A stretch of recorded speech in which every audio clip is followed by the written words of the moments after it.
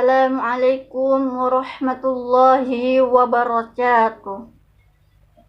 Alhamdulillahilladzi hadana lihadza wa ma kunna linahtadiya laula an hadanallah. Asyhadu an la ilaha illallah wahdahu la syarikalah wa asyhadu anna Muhammadan abduhu wa rasuluh la nabiyya ba'dah. Perkenalkan, nama saya Maryam dari mahasiswi STAI Ibnu Sina Batam. Video kali ini saya akan membahas tentang peran ijma dalam menetapkan hukum. Seperti yang kita ketahui sebelumnya, sumber-sumber hukum Islam ada 4. Yang pertama, Al-Quran. Yang kedua, hadis. Yang ketiga, ijma. Yang keempat, qiyas. Di sini saya akan membahas tentang ijma.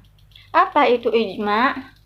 Ijma secara etimologi berasal dari kata ijma'ah yujmi'u ijma'atan, yang artinya bersetuju, bersatu pendapat, atau bersepakat. Dalam hal ini dapat dilihat dalam Al-Quran, surah Yusuf ayat 15 yang berbunyi Bismillahirrahmanirrahim.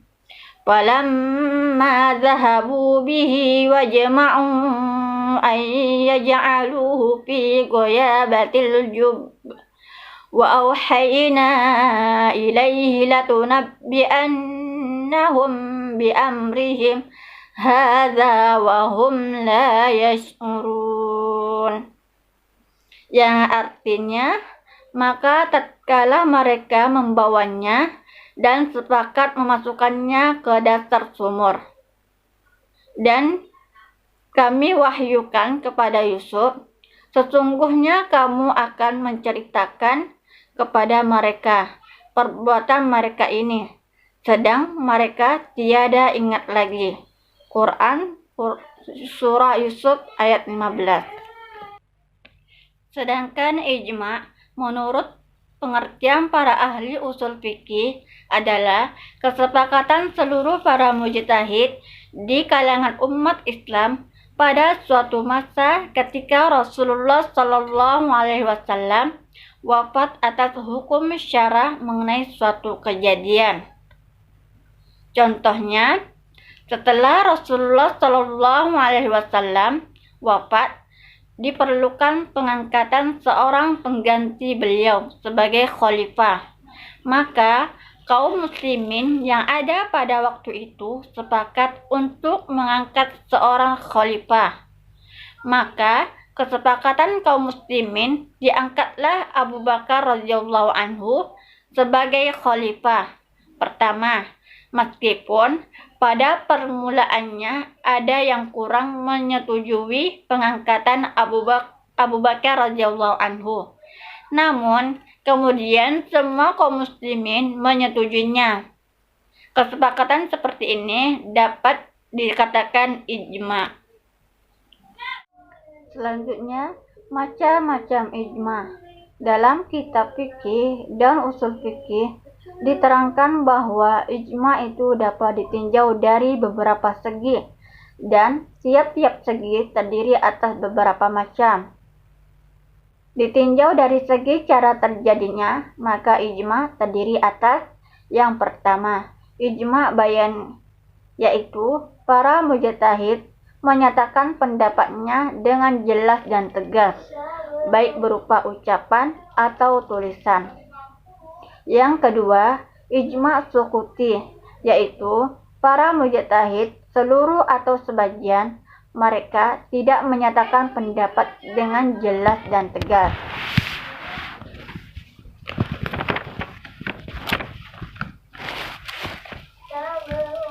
Tetapi mereka berdiam diri saja atau tidak memberikan reaksi terhadap suatu ketentuan hukum yang telah dikemukakan mujtahid lain yang hidup di masanya. Selanjutnya, ditinjau dari segi yakin atau tidaknya terjadi suatu ijma. Yang pertama, ijma qat'i, yaitu hukum yang dihasilkan ijma itu adalah qat'i, diyakini benar terjadinya. Tidak ada kemungkinan lain bahwa hukum dari peristiwa atau kejadian yang telah ditetapkan berbeda dengan hasil ijma yang dilakukan pada waktu yang lain.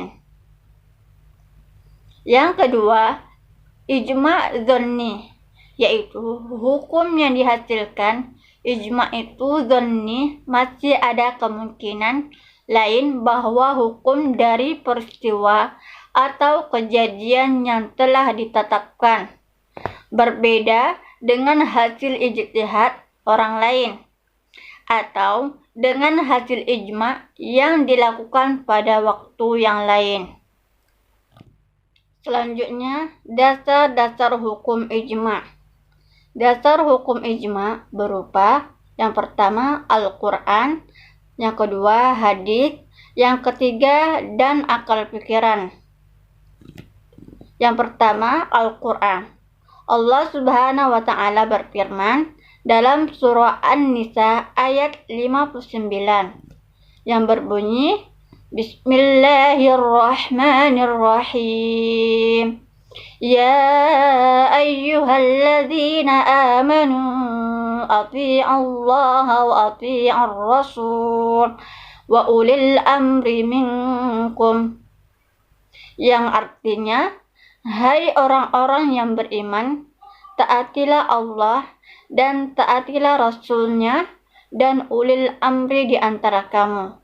Quran Surah An-Nisa ayat 59.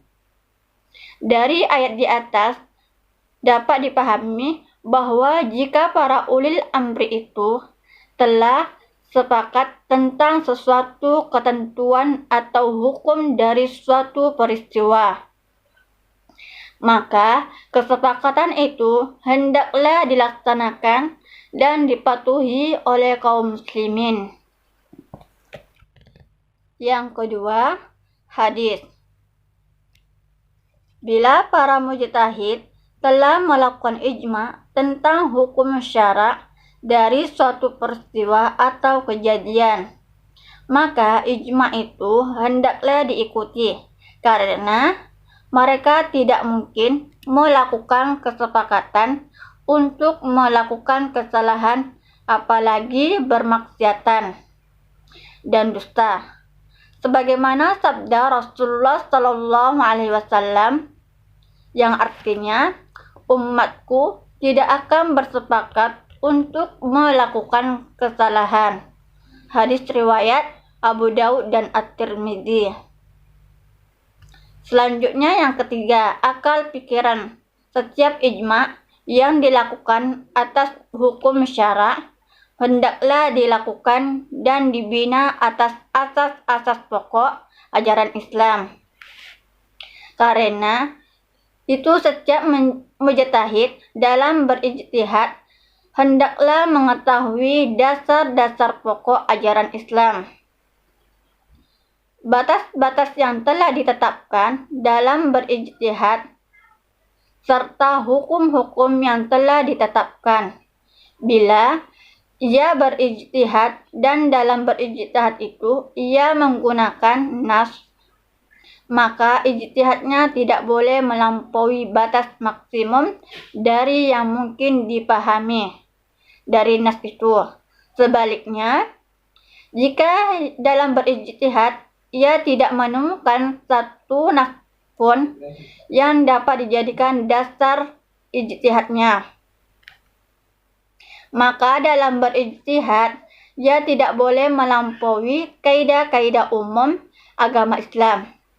Karena itu ia boleh menggunakan dalil-dalil yang bukan nas seperti qiyas, istihsan dan sebagainya. Wallahu a'lam. Demikian yang saya bisa sampaikan, semoga bermanfaat. Wabillahi taufiq wal hidayah. Wassalamualaikum warahmatullahi wabarakatuh.